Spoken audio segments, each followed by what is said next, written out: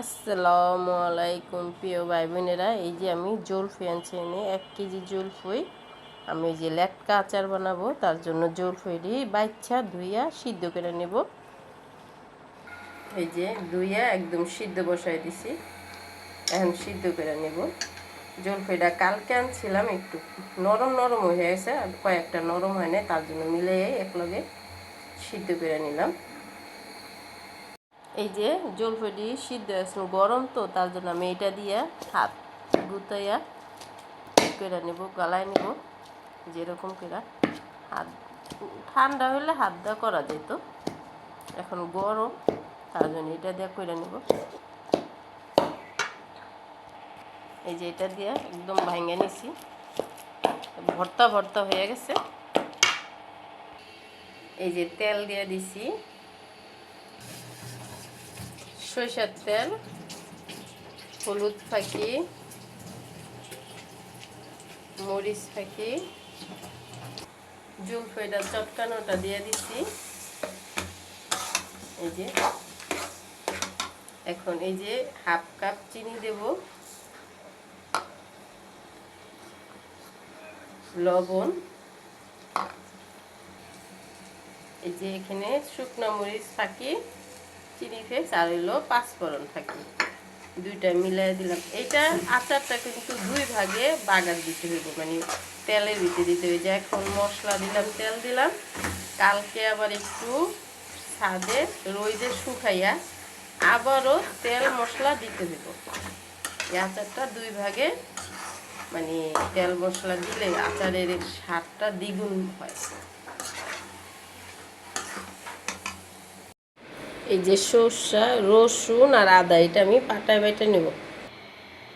এই যে ছাদে দিয়ে একটুখানি রোদে শুকাই আনছি। সরষের তেল, এখানে আছে পাঁচফোড়ন, এলাচ, দারচিনি আর একটু জিরা, কালি জিরা মিলানো আছে। এখানে এটা আমি একটু ভাজা নেব। এই যে মশলাটা ভাজা হয়ে গেছে, এখন আমি এখানে আছে হলো সরষা, আদা আর রসুন।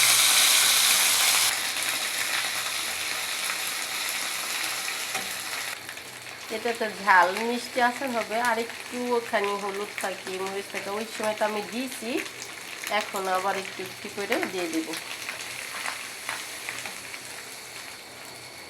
এই যে রসুন,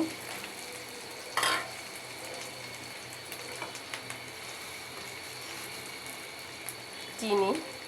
আমি এই কারণে বলছি যে এই আচারটা দুইবারে মশলা দিতে হয়, দুই ধাপে। এই যে এটা হলো হোয়াইট ভিনিগার, এখান থেকে আমি টেবিল চামচের 1 চামচ ভিনিগার দেব।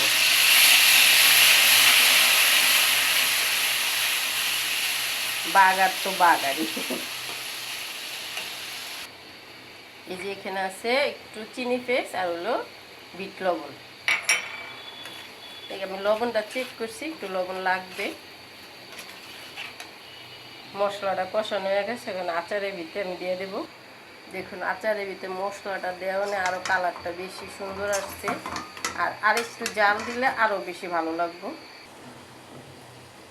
এই যে জলফুইয়ের আচারটা হয়ে গেছে, এখন আমরা এই দেখুন আমার জলফুইয়ের আচার কালারটা কত সুন্দর আসছে।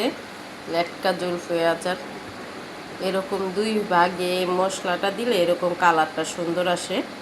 আর এটা অত বেশি রোদও দেওয়া লাগে না, মাঝে মাঝে দিলে 1 বছর ধরে আপনারা রাখতে পারবেন।